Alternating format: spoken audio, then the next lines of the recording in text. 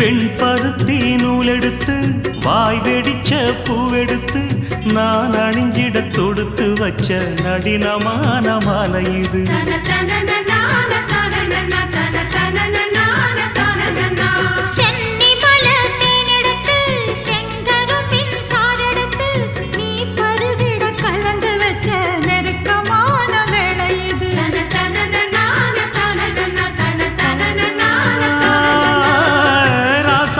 உடம்பிருக்கும் ரவிக்க துணி நானாக அன்னாடம் சூடி கொண்ட ஆசை வச்சாகாதா.